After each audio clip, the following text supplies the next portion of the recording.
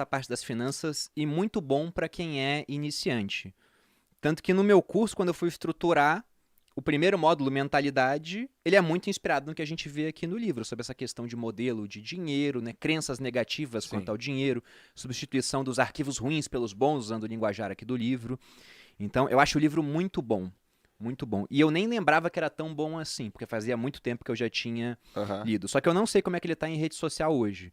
O que eu sei é que, na minha opinião, ele tá melhor do que o Kiyosaki. Porque o Kiyosaki fala muita coisa em rede social, ele tá prevendo uma crise a cada mês. E aí ele acaba perdendo um pouco, né, o punch que ele tinha. Tem O até Kiyosaki, que é ele prevê o apocalipse todo dia, né, mano? Exato. Até no Twitter outro dia ele postou um negócio lá. Fiz até um vídeo com base no que ele tinha postado. Ele falou: o mercado vai cair agora em outubro. O mercado só subiu. Bitcoin subiu pra Você leu, cacete. assim, só um parênteses, você leu o fake dele? O livro? Do O... Robert Kiyosaki? Não, eu li o Pai Rico, Pai Pobre. Livraço. Ele escreveu vários, depois eu não li os outros. Tá, que ele fala um pouco E disso até também. alguns, né? Mas não todos. Mas o Kiyosaki, como ele tá errando muito, ele acabou perdendo um pouco do brilho que ele tinha antes. Até tinha um comentário no Twitter dele que eu achei muito bom, assim, muito sincero pra ele. Falou: cara, você escreveu um ótimo livro de finanças pessoais, só que agora você tá prevendo um apocalipse a cada mês. Sim, Segura a onda, né? sim. Então, o T. Harv Eker, eu acho que ele deu uma sumida um pouco, assim, de rede social. Até os eventos que eles faziam, acho que por conta da pandemia eu não vi mais acontecer, mas já tinha perdido também um pouco daquele hype que teve lá em 2016, 2017. Sim. Acho que a dinâmica de rede social acabou criando muita concorrência pra eles. Mas o livro em si, eu acho ótimo, cara. Eu também. Até quando você falou esse negócio de escrever as metas no papel, eu lembro que no meu treinamento eles mandaram fazer a mesma coisa. E o número que eu escrevi na época foi 1 milhão. Porque era o que eu queria ter, né? Era o objetivo de número redondo mais próximo, assim. E quando eu falei, né, pra Malu quanto eu queria, meu número era maior que o dela, inclusive. Sim. Logo depois o palestrante, ele falou uma frase que tá no livro aqui. Se um carvalho de 30 metros tivesse a mente de um ser humano, ele cresceria apenas 3 metros. É verdade. Porque ele ia pensar, não, já tá bom com 3 metros, nunca iria até 30. Eles começaram a falar, você tem que crescer o máximo que você puder crescer. E é incrível quando você fala, se foi em 2017, foi em 2016. A gente pega, né, 5 anos depois, no meu caso, 4 no teu, esses números hoje ficaram pequenos pra gente. É até um conceito que ele bota aqui no livro, termostato financeiro. Ele fala que cada pessoa tem um termostato. Então você pega o Jorge Paulo Lemann, o termostato dele tá alinhado para bilhões. Sim. Se esse cara, de repente, ele perdesse tudo e ficasse só com 50 milhões, ele ia julgar um fracasso total. Sim. Sendo que, para muita gente, 50 milhões é um negócio que é levar o termostato de 0 para 100. Sim. Porque é um número totalmente real. Então lá eu tenho que reajustar meu termostato financeiro, porque para chegar a 1 milhão, bastava continuar fazendo o que eu já estava fazendo. Não estava tão longe assim mais naquela época. Eu já tinha uma certa previsibilidade que não ia demorar tanto tempo. Com rendimento, né, com investimento. Agora, para ter números maiores, não era só melhorar aquele processo, era fazer algo novo. Então, quando o meu termostato mudou, que eu falei, vamos fazer uma coisa nova, vou fazer palestra. Então, foi ali naquele evento. Então, cara, pra você foi um livro / evento de mudança, de transformação, cara, esticou tua mente mesmo. Foi. O Mudança de livro, mindset. lá em 2007, foi muito bom, porque ele não fala em como investir. Mas ele já te dá uma sugestão de orçamento, já fala que você tem que investir. Tem um arquivo de riqueza onde ele diz que os ricos administram bem o dinheiro, Sim. as pessoas de mentalidade pobre não, que os ricos colocam dinheiro para trabalhar duro para eles, enquanto a pessoa de mentalidade pobre trabalha duro pelo dinheiro. Então aquilo mexeu com a minha cabeça. Eu falei, tô no caminho certo. E em 2016 foi uma outra chave que mudou, que foi, olha, só de poupar parte do salário e fazer coisinhas pequenas não vai dar certo. Precisamos de alguma coisa maior, de uma big idea. Aí veio a questão das palestras. Porra, animal, cara. Muito bom. Ó, ele começa lá falando, por exemplo, sei lá, modelo de dinheiro, que é como que você viu a vida, as experiências que você teve na sua infância, as palavras que você fala, as palavras que você ouviu dos seus pais, dos familiares e assim por diante. E aí, ele fala dos 4 quadrantes, que é o seu corpo físico, o seu corpo cognitivo, emocional e espiritual. E ele dá meio que uma formulazinha, né? Que é assim, ó, pensamento gera sentimento, sentimento gera atitude, atitude gera resultado.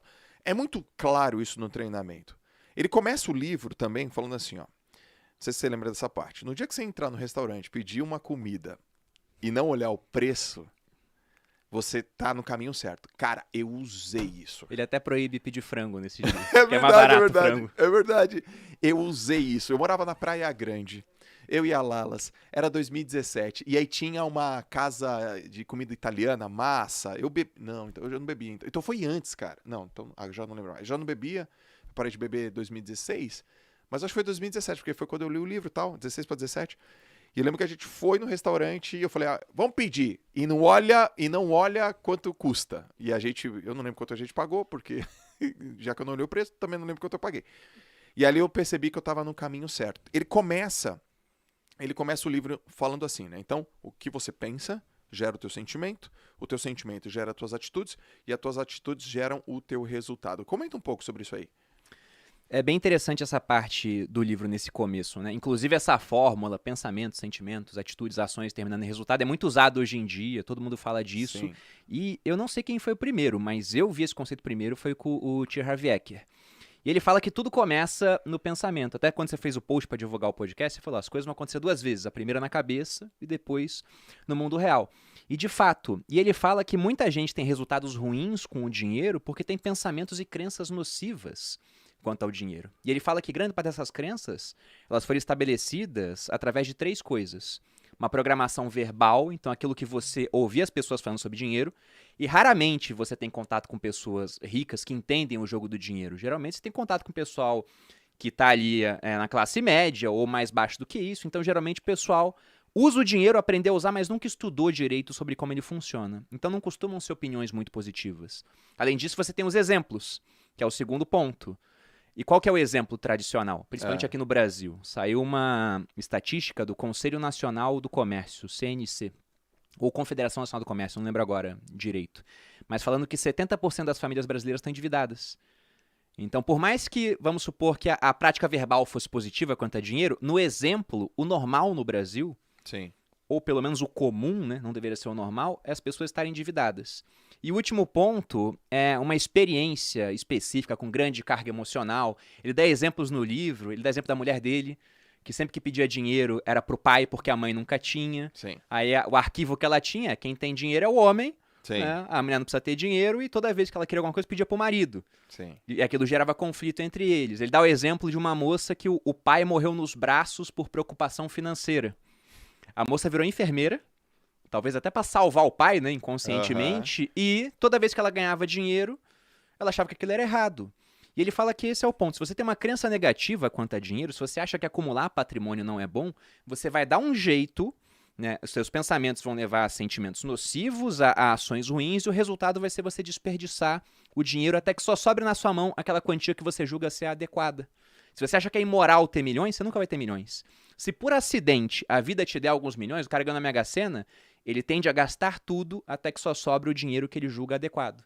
Sim. E é o que acontece mesmo. Historicamente, você pega pessoas que ganharam na loteria, a maioria, em 5 anos, está de volta à situação inicial. Sendo que às vezes é dinheiro que você pensa assim, meu Deus, é tanto dinheiro, como é que o cara consegue gastar? Sim.